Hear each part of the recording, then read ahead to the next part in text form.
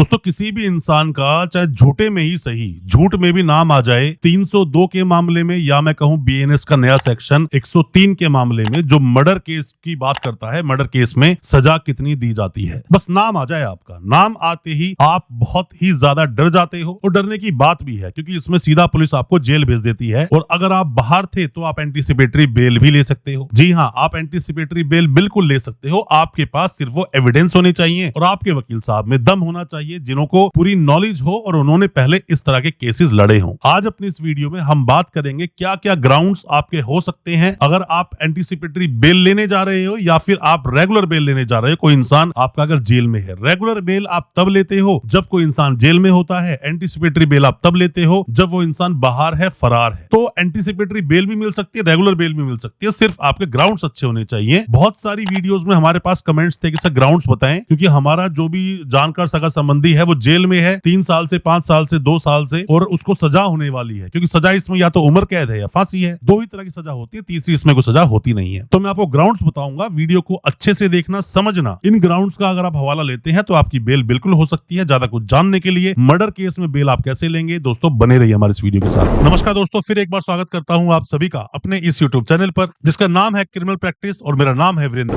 दोस्तों आप कोई भी नए वकील साहब है, कोई भी लॉ स्टूडेंट है, कोई भी कानून की जानकारी ले रहा है, आपका सगा संबंधी जानकार कोई भी जेल में है, वीडियो को पूरा देखें, समझें। और कोई भी किसी भी तरह की आप ऑनलाइन कंसल्टेंसी लेना चाहते हैं, केस को डिस्कस करना चाहते हैं, दिए गए नंबर पर व्हाट्सएप करें, आपको हम रिप्लाई जरूर करेंगे। हो सकता है हमारे किसी रिप्लाई से आप अपने केस से बाहर आ सके। दोस्तों बेल लेने के कई सारे ग्राउंड्स होते हैं। मैं 5 मेजर ग्राउंड्स पे आज बात करूंगा। वीडियो थोड़ी लंबी हो सकती है, 10-15 मिनट की, बट आप पूरी देखोगे तो समझ जाओगे। दोस्तों ग्राउंड्स क्या है? ग्राउंड से पहले आप ये समझ लीजिए कि इसमें सजा सिर्फ 2 ही है। अगर 302 का मामला लगा या 103 बीएनएस का मामला आपके ऊपर लग गया मर्डर का, या तो उम्र कैद होगी या फांसी होगी, और साथ साथ में फाइन भी देना पड़ता है ऐसे मामलों में, क्योंकि किसी के घर के सदस्य की डेथ हुई है उसके अंदर। अब ये देखना पड़ता है वकील साहब को अपने एक्सपीरियंस के अनुसार। मैं आपको वही सब बातें बता रहा हूं जो मेरा पर्सनल ये एक्सपीरियंस है दिल्ली में केस लड़ने का, फिर चाहे वो हाई कोर्ट हो, सुप्रीम कोर्ट हो, या जितने भी डिस्ट्रिक्ट कोर्ट्स हो। इन कोर्ट्स में जो हमने केस लड़े हैं, और अक्सर आप बाहर से भी, बिहार से या छत्तीसगढ़ से, उड़ीसा से, बहुत जगह से हमें कॉल करके पूछते हो अपने केसेस के बारे में, तो आपको ग्राउंड्स आज पता चल जाएंगे। सबसे पहला ग्राउंड दोस्तों,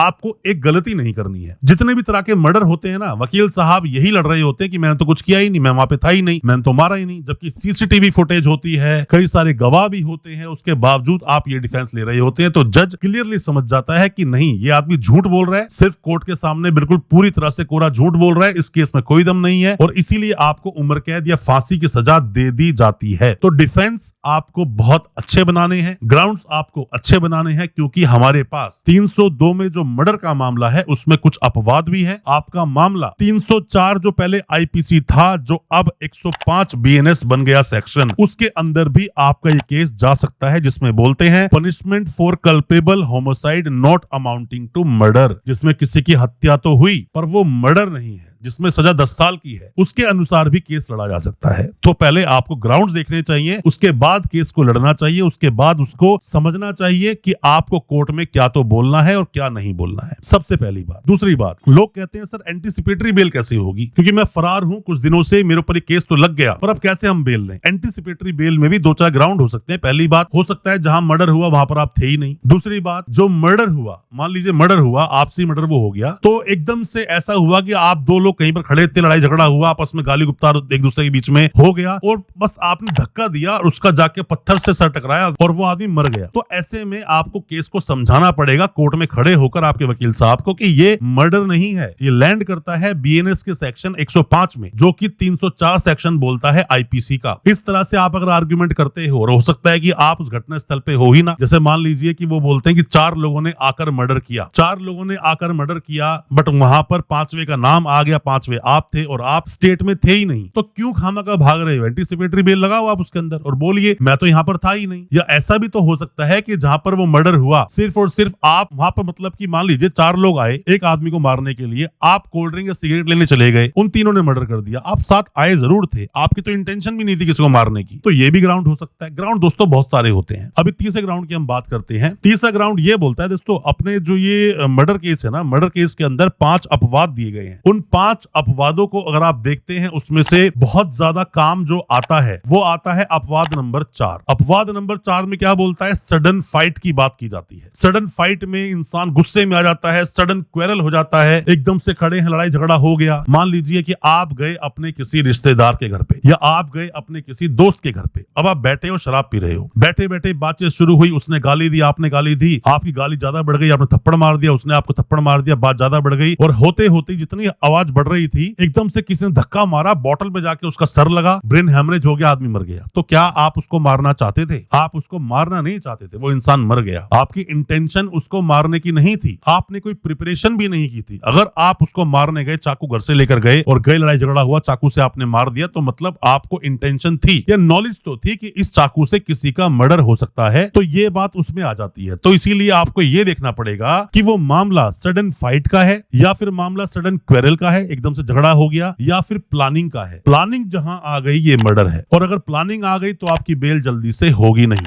या फिर आप ये समझ लीजिए किसी भी तरह से आपकी इंटेंशन किसी को मारने की थी। मान लीजिए कि आप कहीं साथ में बैठे हो और उसको बैठे हुए आपने उसको एक ऐसी दवा दे दी कि थोड़ी दवा देने से वो सो सकता है और ज्यादा दवा देने से वो मर भी सकता है, और आपने वही किया, उसको ज्यादा उसकी डोज दे दी। अब आप बोलते हो मुझे पता ही नहीं था, जहां डोज दूंगा मर जाएगा। अरे ये तो पता है कि इंसान मर सकता है, आपको नॉलेज तो थी। तो ऐसे में मर्डर पर आपका केस चलाया जाएगा, इसको आप ध्यान रखें। चौथा पॉइंट एक और हो सकता है कि मान लीजिए आपके घर में 2 लुटेरे घुस गए, दोनों के हाथ में धारदार चाकू है, बहुत बड़ा सा चाकू है, अंदर घुसे और पहले आपकी वाइफ ने गेट खोला तो वाइफ को पहले उन्होंने चाकू से वार किया, उसके हाथ को चीरता हुआ मतलब चाकू आगे निकल गया, तो उसने मारने की पूरी कोशिश की। आप आए, आपकी तरफ चाकू फेंक के मारा या चाकू से मारा, लगा नहीं, पर चाकू उसका नीचे गिर गया। आपने चाकू उसका उठाया और अपने बचाव में सामने वाले रोकने के लिए दूसरे वाले ने जैसे चाकू से वार किया, आपने वार किया तो उसके वो चाकू घुस गया और आदमी मर गया। तो यहाँ पर ये क्या है? ये सेल्फ डिफेंस है। सेल्फ डिफेंस है। मर्डर केस को आप कन्वर्ट करा सकते हो 103 बीएनएस में, जहां आपकी बेल आसानी से हो सकती है, एंटीसिपेटरी बेल भी मिल सकती है। बट मैंने देखा है कोर्ट्स में, कई बार हम जो कोर्ट में फाइट कर रहे होते हैं कि उसका डिफेंस सही नहीं लिया गया होता, उसकी प्ली सही नहीं ली गई होती और बस केस चल रहा होता है। और यहाँ पर केस सालों साल चलता है, बाद में सजा बुल जाती है, उम्र कैद या फांसी, बाद में आप हाई कोर्ट जाते हो, सुप्रीम कोर्ट जाते हो सजा को माफ कराने के लिए, और सजा आपकी माफ होती नहीं है। तो मैंने कई बार जब अपील लगाई है हाई कोर्ट सुप्रीम कोर्ट में, तो हमने देखा है कि उसमें डिफेंस ठीक नहीं लिए गए। बेहतर है जब भी कोई आपका ऐसा केस होता है तो पहले अच्छे किसी भी ऐसे वकील से जिसे नॉलेज हो, केस को डिस्कस कर लिया करें कि आपके डिफेंस क्या बन सकते हैं।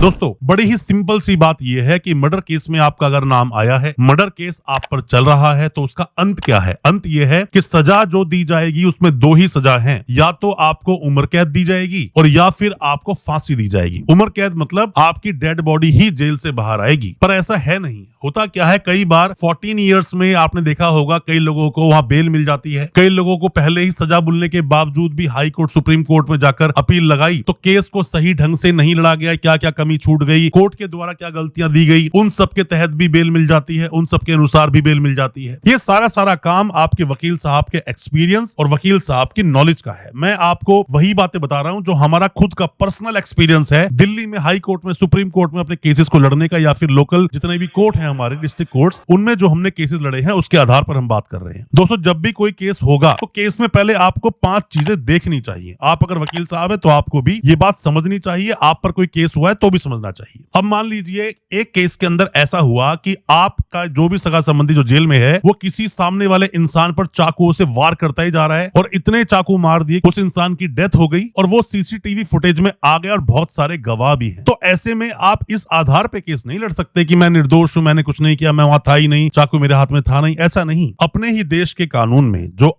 बीएनएस की बात मैं भी कर रहा हूं, पहले ये आईपीसी हुआ करता था, इस आईपीसी में ही अगर आप देखते हो मर्डर में 101 में आप आइए, 101 बीएनएस का सेक्शन है जिसके अंदर की 5 बातें बताई गई हैं कब कब वो culpable homicide is not amounting to murder, कब उसे मर्डर नहीं माना जाएगा। अगर ये 5 चीजें होती हैं तो उसे मर्डर नहीं माना जाएगा, मतलब उसको सीधा हम 304 जो पहले सेक्शंस हुआ करते थे, 304 ए पार्ट में, बी पार्ट में, या फिर फर्स्ट या सेकंड पार्ट में, उसमें जाकर सजा दी जाती है। वो मर्डर नहीं माना जाता और माना जाता है बस वो हत्या हो गई, मतलब वो आदमी बस मर गया। कब कब ऐसा होगा? मान लीजिए पहले पॉइंट में लिखा है, मान लीजिए आप कहीं पर गए, जैसे केस आया था जजमेंट पर, मैंने एक पूरी वीडियो बनाई थी कि उसके अंदर खुद जज साहब ने बोला कि ये जो मामला है ये 302 में ही जो उसमें चौथा अपवाद है उसमें लैंड करता है, बट उसकी प्ली कभी वकील साहब ने ली ही नहीं थी। हुआ क्या था, एक लड़के लड़की के बीच में कोई डिस्प्यूट था, लड़की अपने घर पर जाना नहीं चाहती थी। लड़के वाला जाता है घर पे लेने के लिए, बैठे होते हैं सब लोग, बैठ के बात हो रही होती है और बात होते होते इतनी ज्यादा